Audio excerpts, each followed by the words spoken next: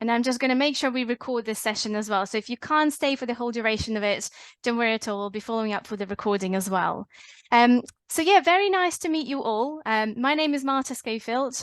You've probably spoken to me at some point, and if not, great, because hopefully you will reach out to me after this session. But I'm a recruitment manager for the Diploma Strategy Innovation. And a very warm welcome to you today to our session. I'll tell you a little bit more about the diploma, but we really be focusing today on the panel with our alumni of the Diploma in Strategy Innovation. I'll introduce them a bit later in the session. And it's your opportunity to ask questions, to find out more about their experiences, especially about kind of the online delivery of the program. So I will share my screen just to start the session.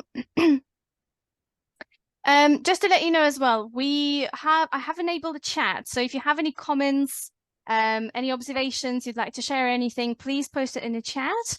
And if you have any questions, use the Q&A, and then we'll be monitoring that and trying to answer all of your questions today. So the Diploma in Strategy Innovation is a master's level qualification. It's not a full degree, but the content is adapted from our highly ranked executive MBA that has been running for over 25 years as a business school. We started our diploma portfolio about 17 years ago, and the Diploma in Strategy Innovation was one of the first diplomas that we started running. So it has been successfully running for over 17 years. We have two streams of this qualification.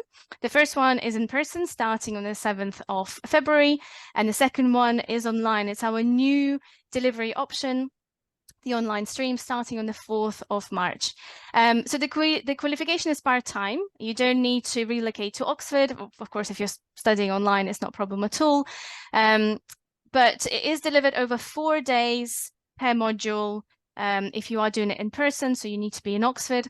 And otherwise, if you're online, then over 5 days per module, and there are 4 modules in total to complete. It's academically very rigorous qualification, and also it's combined with the practical kind of perspectives and ideas, insights. So you learn the academic side, the frameworks and tools of strategy innovation, and then straight away you are encouraged to think about how to apply it in your own setting in real life. The fee of the 2024 program is 30,890. And just a little bit more about the program itself. So the Diploma in Strategy Innovation is one of our 5 diplomas, and it is designed for strategy professionals or those who are looking to move into more strategic role. It helps you develop critical thinking, understand how to design the right strategy for your organization, but also how to execute it successfully. Think about innovation, what it means for you, what it means in your kind of market, explore globalization and globalization strategies, kind of also in emerging markets, and really encourages you to think about your own setting, as I say, and understand what's potentially missing and can be improved in your organization to drive the business forward and to be successful in your market. So just very quickly on the module dates, as I say, there are 4 modules that you'll need to complete as part of the qualification. It is all of the modules are compulsory, and the structure is that you roughly have your either live classes or in-person classes roughly every 2 to 3 months. Then you have your final assignment at the very end, which is a 6,000-word project, ideally based on the industry or organization that you work in. So again, it's the practical element where you can potentially do a research on an issue in your organization and then implement it in real life after you completed your paper.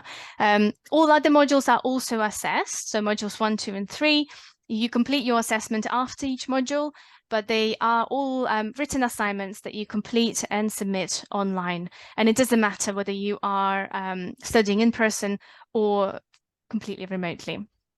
And good news that you will be invited to an in-person end of course ceremony in 2025. Again, all participants, both online and in person, will be invited to it. Also, it's a graduation ceremony for all diplomas and your opportunity to meet other diploma candidates. And of course, it's a great networking opportunity. and everyone really comes together to celebrate their achievements. So it's available to all candidates in our diploma programs. The average class on the Diploma in Strategy Innovation, of course, it varies every year, in every stream, but we have usually representatives from each continent, or almost every continent. As you can see here, it's a nice split between students from Europe, North America, Africa, but also, yeah, as I say, we have participants from South America and Oceania as well. Usually the average age is about 45 years old, but we also have younger candidates who join the program who are just very ambitious, very passionate. So please don't let the kind of average age stop you if you are in a younger bracket as well. And also we have candidates who are kind of in very experienced professionals who are looking to kind of align their strategic experience with the academic research, because potentially they've never had a formal strategic training before. In terms of nationalities, we have usually about 25 different nationalities represented, and about different 20 sectors as well. So the main sectors that we see on our diplomas would be finance, consulting, tech, healthcare, but we also have quite a few candidates from other sectors such as mining, of course, public sector as well, people representing charities, not-for-profit organizations, governments. So I'm sure you won't be, the only one. It doesn't matter which sector or function you're coming from. And just a bit further on roles and companies that we have represented in our cohorts. This is just a very quick example. We've got C-suite level professionals, we've got directors, heads of, global leaders, but also people with more technical background coming from kind of engineering roles. And you can see a number of companies that we've had represented on the diploma in the past couple of years.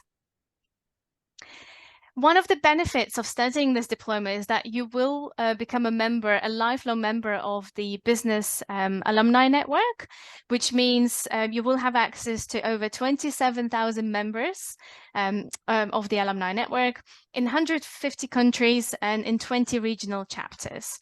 So what it means, if you're based or if you are not far from one of the chapters, you will be able to actively participate in different events, student-led discussions. I'm aware they have their platforms, different channels, how they communicate with each other. London is our biggest chapter, and of course, a lot of events happen in London as well. If you're not based in one of the chapters, there is always a possibility to start a new chapter, or you can just sign up to one of them and kind of pop in whenever suits you. So it's not something that you have to do, but of course it just opens up further opportunity to find the right people, to expand your networks, and especially if you are looking to change your career, to pivot, it's always good to start with your network. And the diploma will not just give you access to your kind of closest network in terms of the diploma community, but also wider university and wider community. And so I think we are ready for our panel today. I'm very pleased to introduce our panelists. So Pavel Polyakov, who is a business transformation manager at JLR, he was studying the diploma in 2021-2022. And Luana Alexei, senior expert production innovation at Deutsche Telekom, who was also studying the diploma in a similar year, but they were in different cohorts. So actually, it's the first time they're meeting today as well. So I'm going to stop sharing my screen actually so I can see everyone. Brilliant. So I'll probably kick off with a couple of questions, but I very much want our audience to start asking questions. So please post them in a Q&A. It's your opportunity to find out more from our participants and alumni, about their experiences on the diploma. So I'll probably start with kind of very brief introductions. Pavel and Luana, if you don't mind, just very quickly introducing yourself, maybe tell us a little bit more about your current role, about your motivations for joining the diploma a couple of years ago, and then we'll take it from there. So Pavel, I'll start with you. Thank you, Marta. Hello, everyone. So my name is Pavel. Currently working for Jaguar Land Rover company, which I joined like 10 months ago, almost a year. And answering to your question, Marta, when it was middle of COVID, so that was the time initially when I started to think about that degree. And the idea why I started to think about Oxford came to me after graduating from MBA program at another university.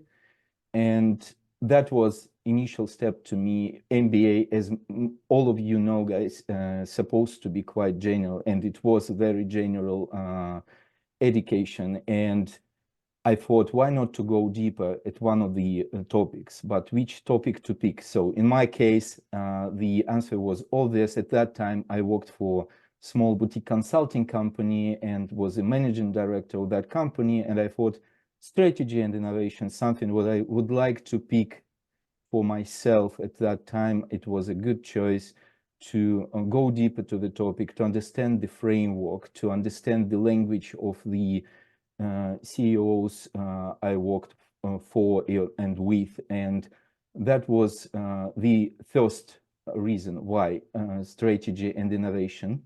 Then another thing came to my mind.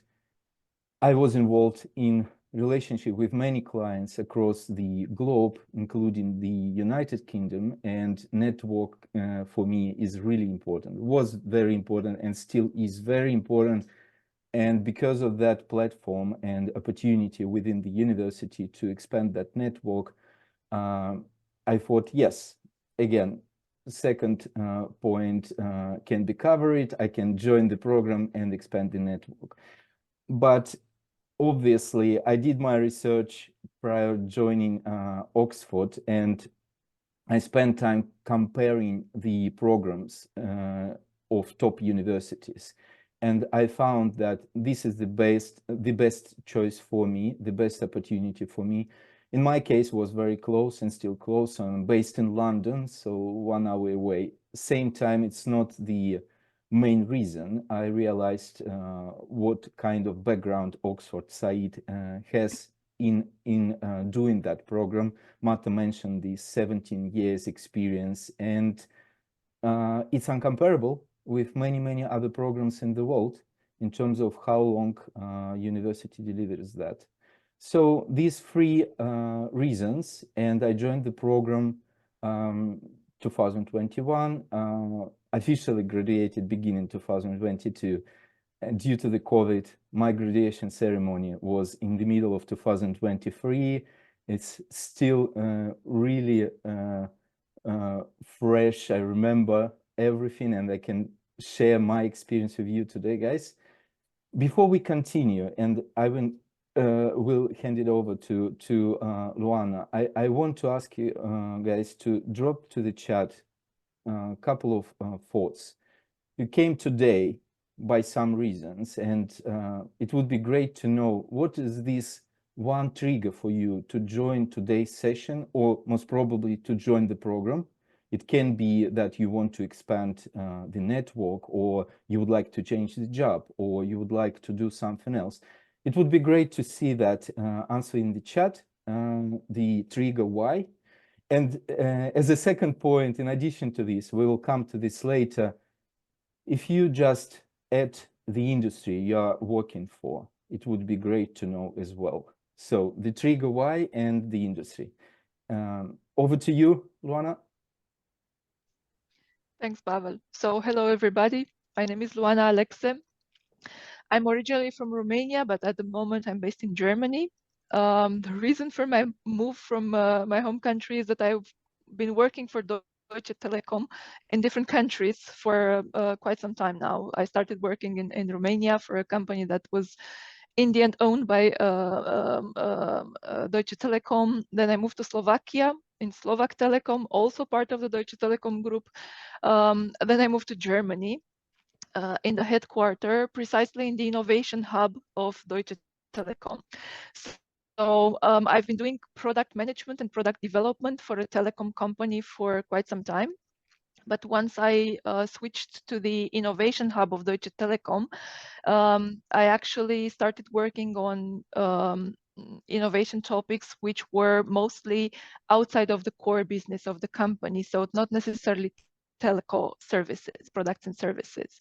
And as I started to work on what we call beyond core topics, I actually realized that I've been stuck a little bit too much in my telco market with our telco rules and our telco regulations and very established players on the market. And to be honest, very little surprises on the market. So when you develop new things, such as products based on behavioral biometrics or voice assistants, they come from a completely different market with players that are extremely active on the market. And also at the same time, my career progressed. So I turned more and more towards more product strategy roles. So I'm still in the product development areas, but I'm doing more product strategy. And I got to a point where I realized that I need to go back to school because my brain needs to have some new methods. It needs to go back to that learning mode where I absorb information in a different way. I started browsing around, shopping around with major universities, and in most cases, a recommendation was for an MBA, but I felt like an MBA didn't really fit exactly my needs at that particular time. And the only option that it really intrigued me through the quality of the curriculum, the reputation of the professor, the reputation of the schools, the promises of the interactions with the cohort was actually the diploma. So I did some shopping around, but in the end, my short list was very short. It had one option. I really, really wanted to do the diploma program, and I did so. Same time as Pavel, during the pandemic. Everything was fully online. And we've only met with our cohort face-to-face for the first time in 2023 in July, when we had our graduation ceremony. It was an amazing experience for me. It was actually the first time when I've actually been to Oxford, not even as a tourist. I had not been to Oxford before. The graduation ceremony was the perfect reason to be in Oxford. The atmosphere is amazing. And the university also offered us an experience to sort of compensate for the fact that we were studying only during the pandemic, and we had also the experience of the in-class experience, which was also amazing. So I can see the benefits of both online and in person. They both offer you an amazing experience. The most amazing part, though, is interaction with the colleagues in the cohort. And one of the best aspects of that was the fact that we came from all over the world, but we also came from different industry sectors. And the exchanging experience from one sector to the other, or trying to apply what worked in a sector in a different sector, or what didn't work in a sector in a different industry, and so on. This was actually very, very useful, and it became a very important part of the learning experience. And I'm with Pavel. I think Pavel asked you guys a very important question. What's the reason for your interest in the program, and also what industry you're coming from, because you never know what you learn from people working in other industries. So looking forward to answer your questions. Thank you very much, both. No, some really interesting. Obviously, we've touched on so many points already. You know, it's the communication. Doesn't matter whether you're in person or online. It's still a great opportunity to build networks, to meet people, to expand those relationships. But also, Luana, you obviously mentioned very briefly that you were potentially thinking about MBA or executive MBA, and ended up doing the diploma because that was the right fit for you. Very often I'm asked also, you know, what's the difference? You know, what's the benefit of doing the diploma over executive MBA? So potentially we might have some questions coming up on that. And Pavel, just wanted to mention, well, to the audience, that you were in consulting sector, and then you managed to pivot into automotive industry. So again, when I speak to potential candidates, very often I'm asked, you know, what are the chances of changing jobs, pivoting? So here we go. We've got Pavel here who can talk about his experiences as well and how the diploma helped in doing that. Pavel, you should be able to see the answers in the chat, hopefully. I don't know if you had a chance to look at them, but maybe you can address a couple of points if that's okay. Yeah, let's start from that, Marta. I could see the answers. I even could see the familiar name to me, Ciao Matteo. It's quite interesting. The world is very small. Yeah, basically different needs, different requests to that program. And believe me, guys, I was cohort representative, by the way. I can tell you all of these requirements will be covered in a way by the SAID. And talking about job changes and talking about learning experience, lifelong learning experience, or something what will help you to play a new role at new company, if I may to summarize all these inputs like this, definitely that happened with me. And coming back to your question, Marta, so I was lucky enough, I managed to apply my knowledge in both roles, in consulting while I was leading consulting company, and then almost straight away joining Jaguar Land Rover, started to play the new role, applying the same knowledge there in a wider scale. So let me break it down this a bit. The consulting company I was leading, in a way, started to struggle due to the COVID, due to some economical challenges, and the idea which came to my mind, we need to play harder on the market and find the opportunity to build the strategic partnership. So personally, I launched and established the partnership with very well-known company in consulting, which is McKinsey & Company. And I managed to build a relationship with that firm, spent with them and with their partners around 6 years, my teams actually delivered more than 30 projects for this company. And by doing so, my boutique company increased the profit by 75% within 5 years. That was great achievement. And I started to think about bigger scale, something unique in terms of project. And I joined Jaguar a year ago. Joined that big transformation project. It's actually the turnaround for the company, involved all the aspects of the business in automotive industry. It's quite huge industry, and currently involved in leading that company towards the turnaround, towards the strategic change we identified we need to do, and implementing the op model for few regions, North America and Europe.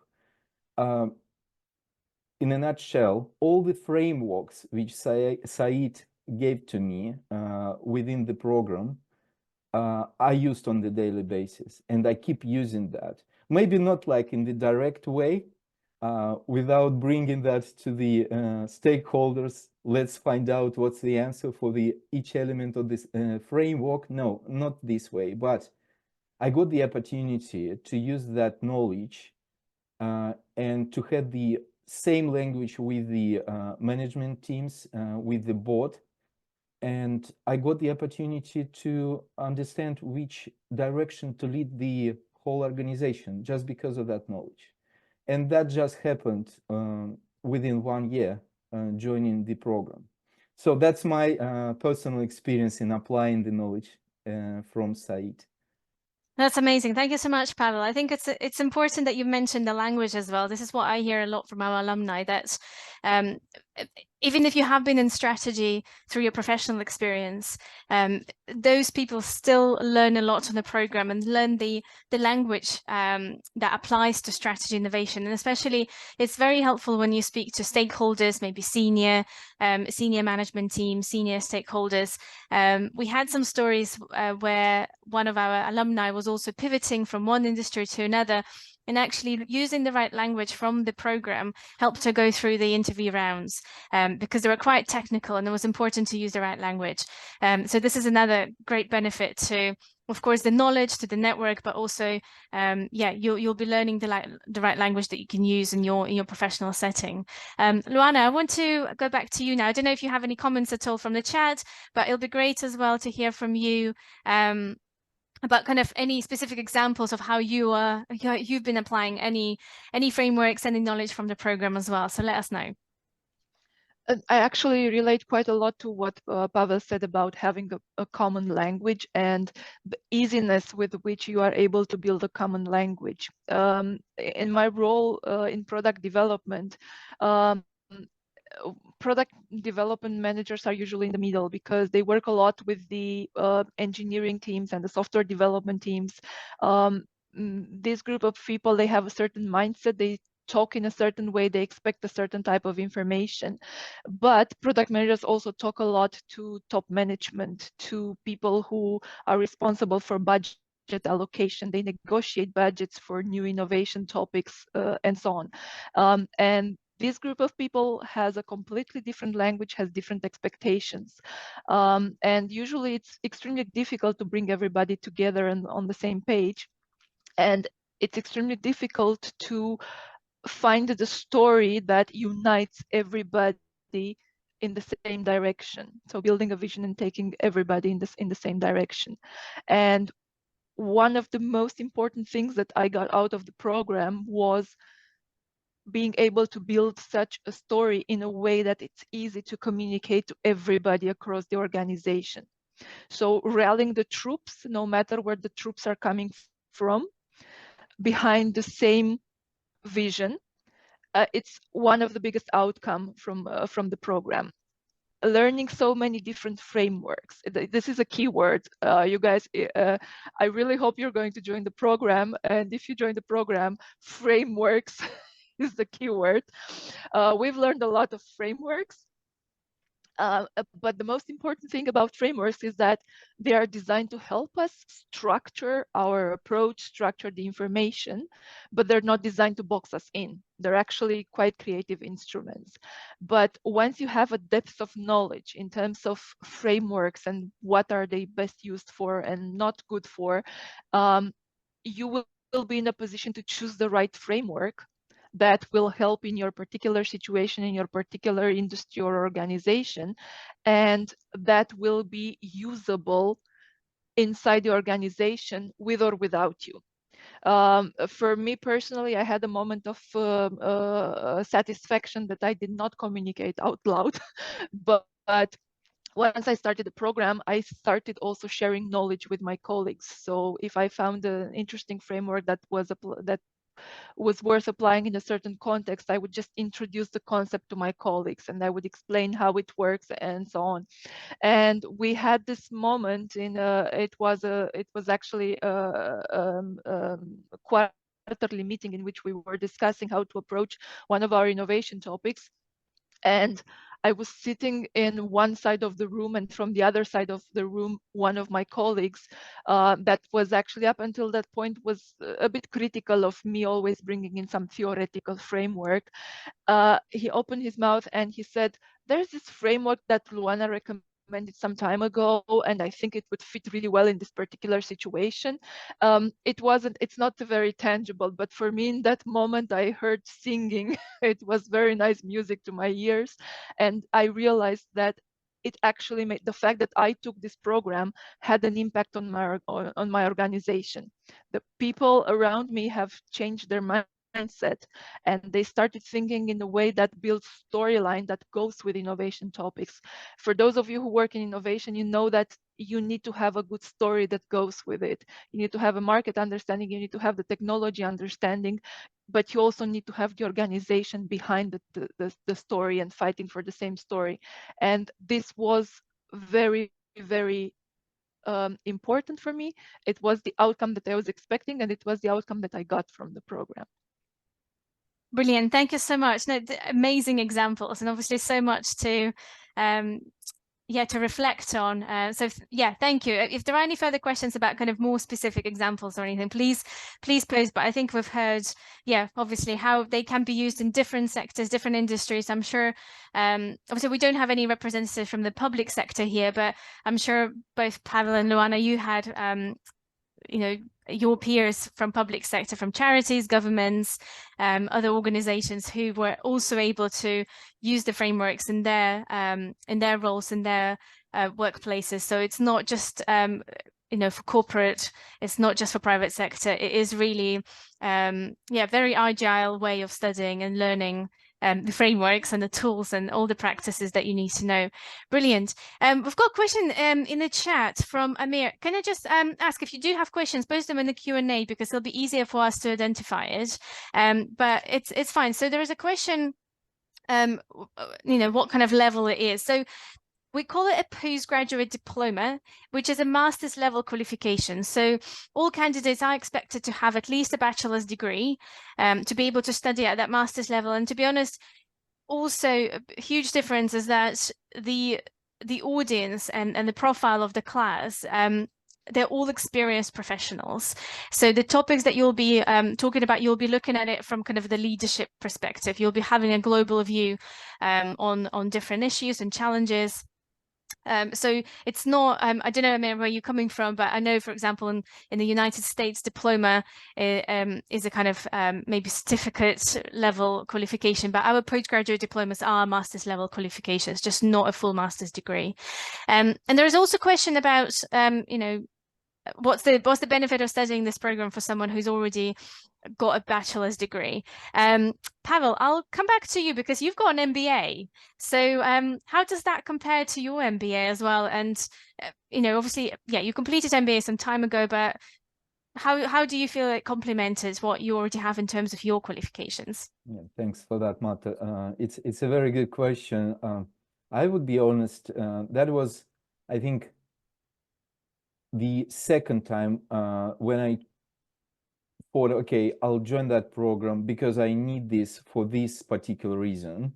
And that was very, very thoughtful choice. It was not just because, I don't know, some of my friends did it or something happened in the world and I need to do that.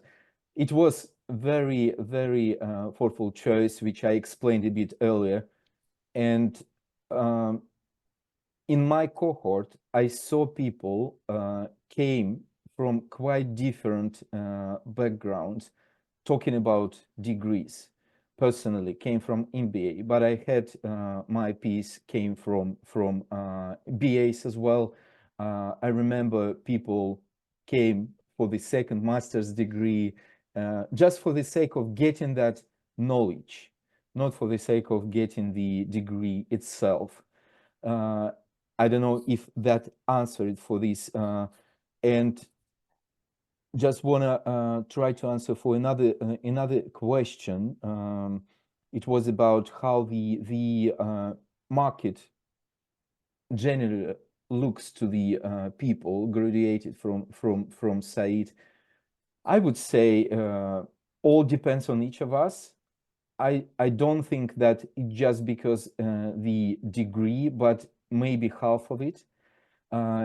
Same time, again, from the experience I got inside, I had people coming from quite different industries, consulting one of them, but also people from public companies, from private equity, manufacturing, automotive business. We got around 60 people coming from different industries, and in all the cases, because I'm aware of these stories, in all of these cases, few things happened.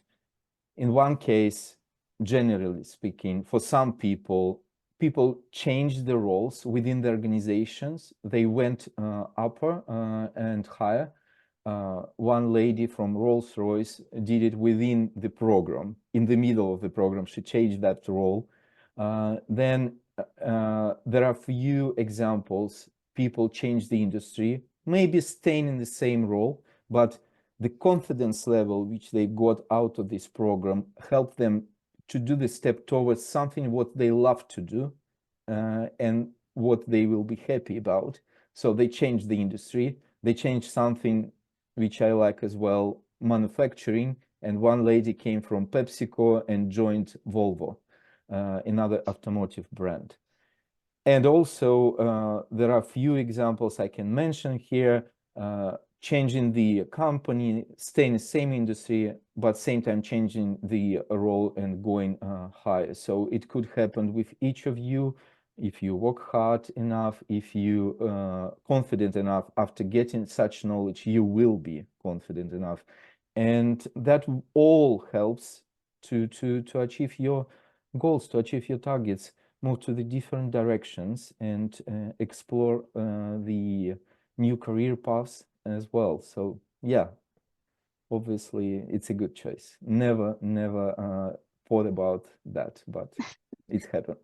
Thank you so much, Pavel. No, amazing points. Yeah, and to be honest, it's not just in one cohort, not just in 1 year. For example, the cohort that's just finishing. We also had examples of people changing jobs and being promoted in their organization in the middle of the program and straight away post program. So yeah, it definitely happens as long as I think as long as you have a goal and you know what you want to achieve and what how the program can help you, then the Oxford network and the knowledge that you get on the program will definitely help you to get there. Luana, what are your thoughts and kind of with regards to your previous education and kind of obviously you mentioned that you felt you needed to go back to the school, but how does that compare to any other qualifications that you earned before?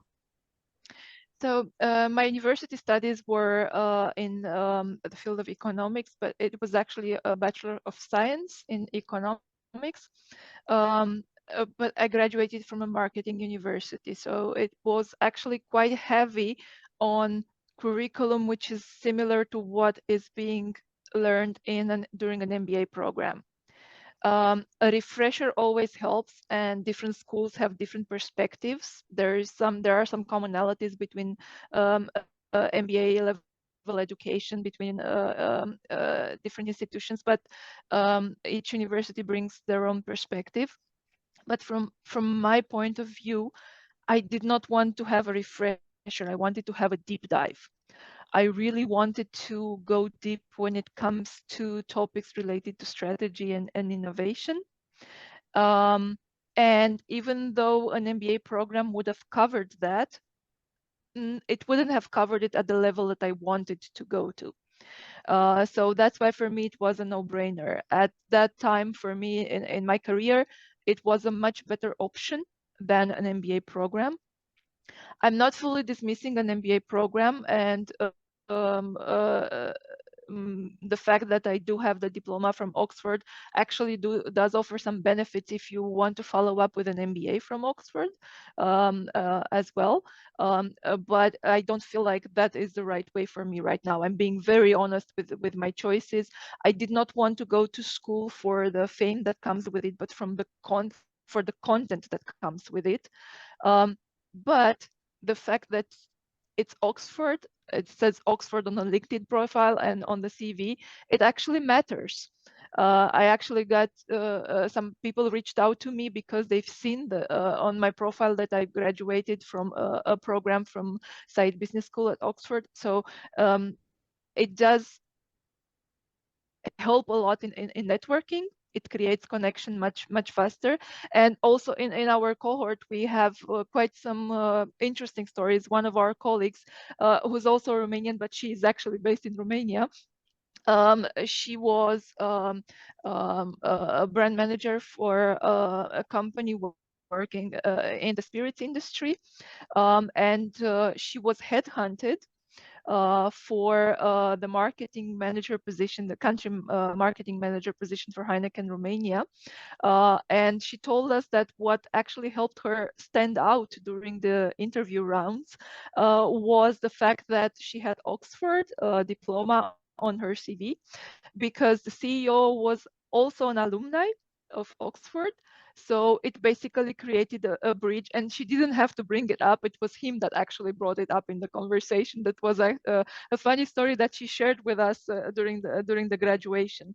And we have also other stories from colleagues. We have in our cohort, we have people who teach at UCLA or MIT, but they decided to take the diploma program because they felt like the quality of the content that it was bringing to them was better than what they have seen in other parts. So it also was a very good learning experience for the rest of us, because we've got the perspective of the other universities, and it actually offers connections to other networks through this.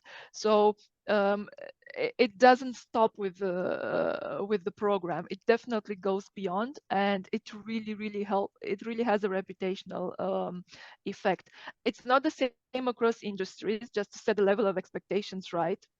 It's not the same across all industries, but on an individual level, it really matters when people see Said Business School, University of Oxford, in your profile.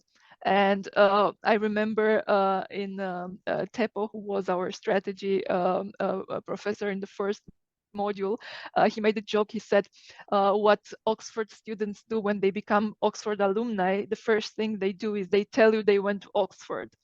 And we all laughed when he said that joke, but the reality is that it really makes you proud. But sometimes you don't need to say that you went to Oxford, because people search it in your profile and they ask you, I see that you went to Oxford. How was Said Business School for you? So it does have a reputational effect. Amazing. Thank you so much for sharing these stories and the stories of your classmates as well. I think the more we hear these stories, obviously the better. It's great to know how people's lives are changing after the program as well. And I think, yeah, just going back to the point that I'm hearing that no matter what other qualifications you have, because we actually have people with a PhD as well who join our program. It all depends, as Luana mentioned, that she wanted a deep dive into strategy innovation, and this is exactly what the program gives you. So it doesn't matter if you have a bachelor's or MBA or even PhD. If strategy innovation isn't something you studied yet, and this is something you would like to learn about more, or maybe, as I mentioned before, if you have been in strategy for a while but you haven't had a formal training, again, consider this program. And yeah, the fact that you already have one of the bachelor's or master's degree on the other program under your belt, it absolutely doesn't matter. We've got a question in the Q&A from Jason, and that's a more kind of going into specifics. So with regards to the weeks that you spend in the class, so obviously online, if you do an online program, in person for 4 days, so how much is synchronous with your cohort versus how much is individual study? So maybe you can talk about your experiences as well, and then Pavel, I'll go back to you first. Yeah, thanks for that question. First of all, talking about both experiences, the experience related to reading material prior joining these sessions and experience at the audience, either it's live or online, that's the whole experience. I wouldn't split that into any parts, to be honest. All of these parts are really important to get that complete program and knowledge. Talking about the part prior the workshops, the study week. In my case, I spent around 1 month each evening reading material, trying to understand more about the topic, the subject, prior joining that 1 week workshop session. And 1 month was enough each evening, again, not just last night.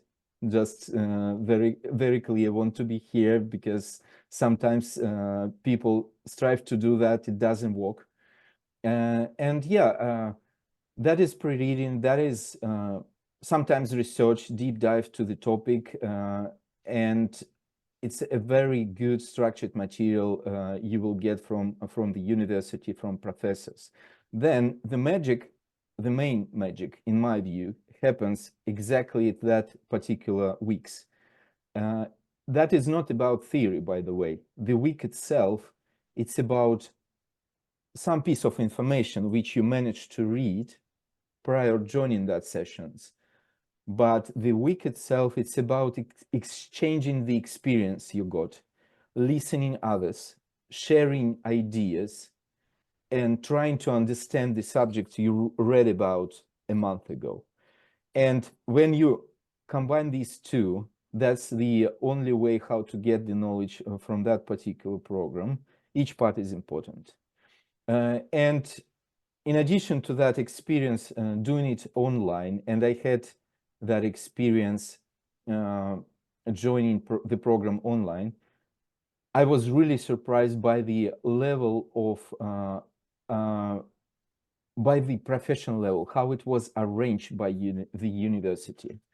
It was very smooth. It was even harder for the university at that time, because what they tried to do, they tried to mixture and deliver the hybrid model. People sitting inside the audience, 10, 15 people, and same number of people or even more online. And even in that case, the university managed very well. And I can imagine how smooth it will be if you do it just in one channel, either it's online or in person. So talking about online experience, quite interactive way of doing that. I guess you are all familiar with Zoom environment. So it's very easy to split into the rooms, exchange ideas in the rooms. Professors, they use the interactive environments, special boards, the platforms such as Miro. So you can do everything what you can do in person, except seeing people live. But again, in addition to this online experience, you will get that opportunity to see people live at the graduation, which I'll talk maybe in the next time. So yeah, graduation experience is a wonderful experience to talk about. Thank you very much, Pavel. Yeah, it's really, really good insights into both, yeah, the in-person experience, but also online provision of the program. Luana, just want to get your insights into this as well. I know you had some additional sessions outside of your module weeks. So tell us a little bit more, yeah, how you interacted with your cohort and prepared for the modules. So definitely pre-reading is very, very important. I urge you to do your pre-reading before the actual beginning of the module. It helps a lot to digest the information a little bit before, and then during the module you already start to apply what you have read about. So that's the individual study part of it, and it depends. On average, same as Pavel, I would say maybe 1 month, but not all modules are the same. The type of materials that you receive as pre-reading material for each of the modules is different from one to the other. Some plus your own experience might have an impact. Some people find it easier to read certain type of materials than the others. So, but take your time and do the pre-reading prior to the module. What really made the difference in our cohort, I think, was the amount of group studying that we did. Because after a module was done, we would schedule some weekly sessions, open sessions. Obviously they were not mandatory, they were self-organized. It was just our cohort trying to find the best way that we can help each other.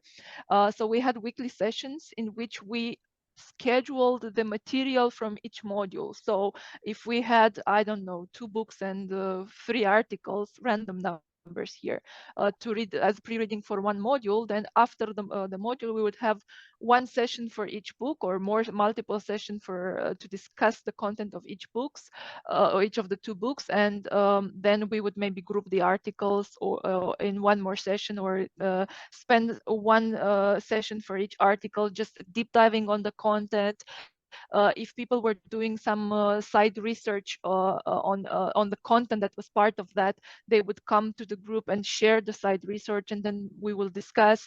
We would try to find examples from our own industries. We would try to work again the case studies, because each module also has a lot of case studies, so it's really, really practical. So we would discuss again the case studies and try to deep dive in the history of some company or the situation of a particular company in a certain context. These exchanges with the cohort were extremely educational.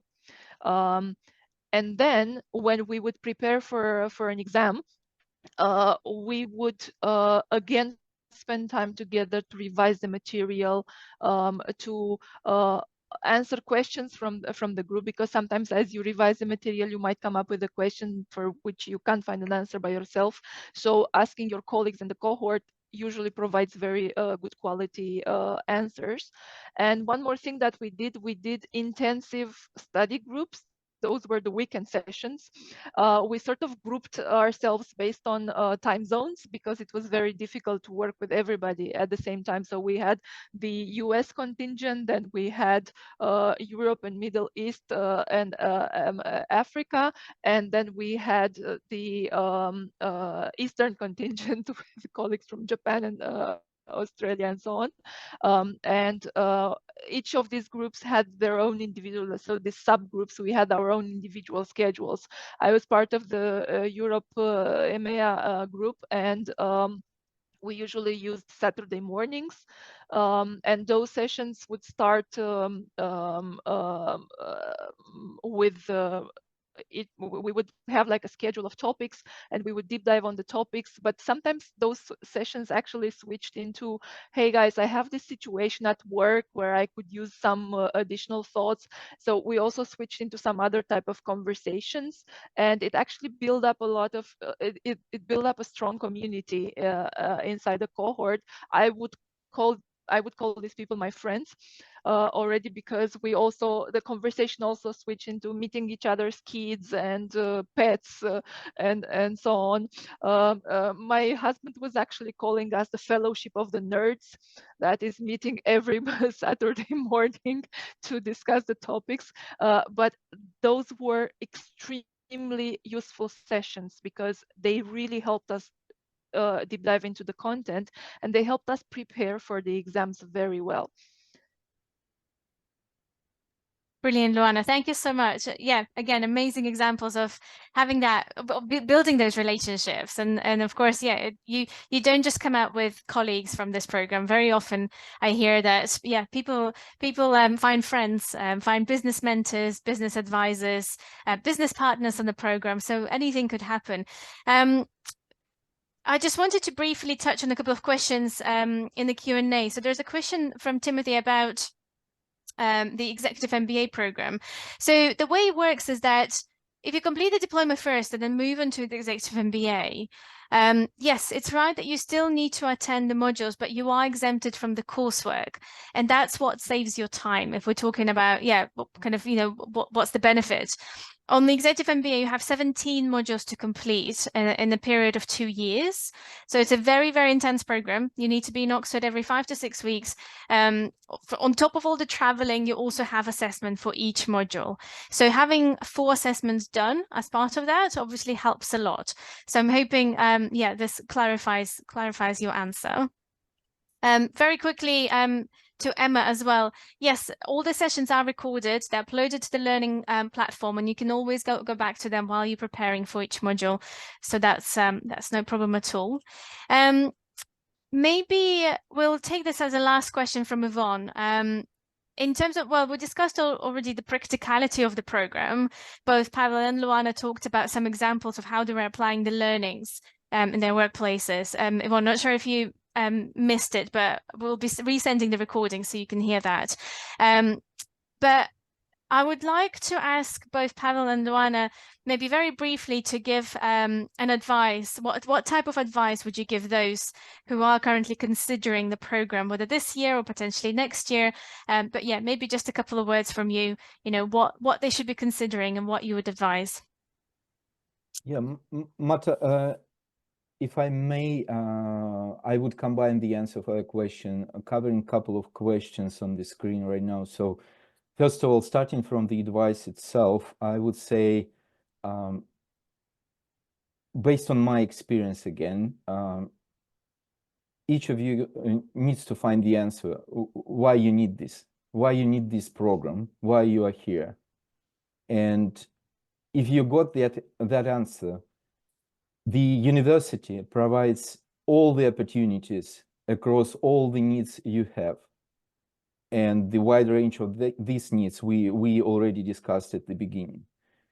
But what is important as an additional value to the degree is you working hard, not just for the sake of getting knowledge, but for the sake of something what you pursue as an idea why you join in that program. If you want to expand your network, okay, use the chance, expanding network, connect with the cohorts, connect with other people, be cohort representative and manage them, their needs. Another thing, you can just join the chapter, alumni chapter, and participate the events. The last one I participated was in Parliament a few weeks ago, which is a unique opportunity. Enjoyed a lot. If you came for changing the job, that's the most practical thing to do, to apply the knowledge from that particular program directly to the current role or to the role you want to join. In my case, one of the examples was about McKinsey and the partnership with McKinsey. Answering to the question about how practical it is, the strategy for my boutique company I built based on the frameworks I got from the university.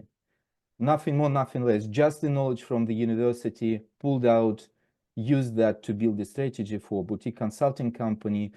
And it's not just about consulting, you can apply it for automotive, for manufacturing, even for military operations. I got few peers from my cohort from the same US military, and they succeed. So my advice, take as much as you can, but before that, answer for the question why you need this, and focus on that while you study. Thank you.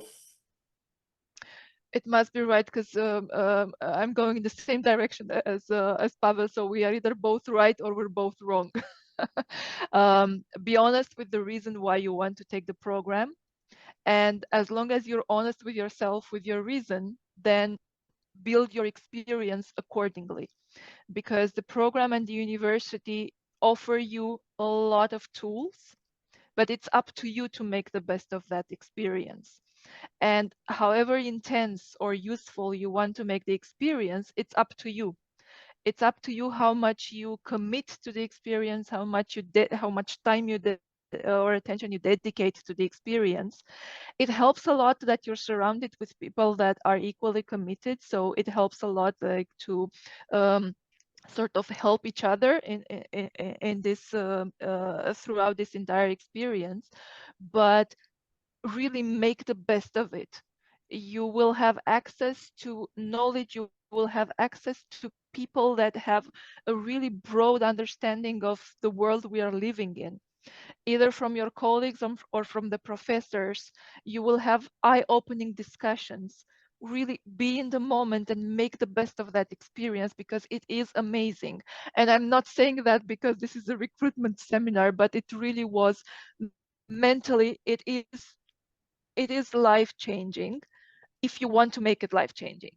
If you put your energy into it, it will be life-changing. If you don't, then it will not. But this is valid for everything else. But in this particular case, you are really offered a lot of opportunities and a lot of access to information and amazing people. Make the best of it. Luana, thank you so much, and Pavel, thank you so much for your advice. I think, yeah, it's a great way to finish the panel. If that's okay, I know we are running late, but I've got one more piece of information to share with you regarding the application process. So please stay for another couple of minutes if you can. Just wanted to comment on Luana's advice as well, that yeah, the Oxford and Pavel's advice as well, that the Oxford University can give you a number of resources, whether it's people, whether it's network, whether it's you know, some academic resources. We have a number of initiatives that you can join. There's an entrepreneurship center, there's a school center. You know, if you need any further support, for example, for setting up your business or running your business, if you'd like to mentor, if you plenty of opportunities, and it's just up to you to go and explore them and decide what it is that's important and relevant to you. So I think that's a good summary of what we discussed today. And last but not least, just very quickly, want to share with you some application requirements. So just to let you know, for the online stream starting in March, applications are open until the 22nd of January. So if you are looking to apply, make sure it's all in by the 22nd. To qualify, you need to have at least a bachelor's degree and a minimum of 5 years of work experience relevant to the program. From the average age, you probably understood that most of our candidates do have about 10, 15 years of work experience, and very often at a quite senior level. To apply, you need your up-to-date CV, your academic transcripts for every full degree that you have. Then you need to provide 2 professional references, or 1 professional and academic reference. You need to submit 2 essays that will kind of show your motivations for applying for the diploma, and the second essay about your achievements and your current role in your career. If you come from a non-native English-speaking country, you also need to prove that your English language is at the right level for this qualification, and we have a number of options for that. It's all done online in terms of your application for the program. And if you have any questions at all, if you haven't been in touch with me, so feel free to obviously download a brochure if you'd like to find out more. Submit your CV for review. You've got my contact details there. Feel free to set up a call, and if you need any help with the application, or you'd like to continue our conversations following this session, yeah, I'll be very happy to speak to you. I'm gonna stop sharing just to see, yeah, any final questions. Thank you very much to my colleague Pagan as well, who's been answering questions in the chat. Thank you for joining. So I think, yeah, we're gonna wrap up now. So thank you so much to all those who attended, and thank you very much to our panelists today. Really, really nice to speak with you. Thank you so much for sharing your insights and the stories. Yeah, hopefully we'll meet in Oxford soon again, and hopefully today's attendees, yeah, we'll be seeing them in Oxford at some point as well. So thank you very much, everyone, and have a good day.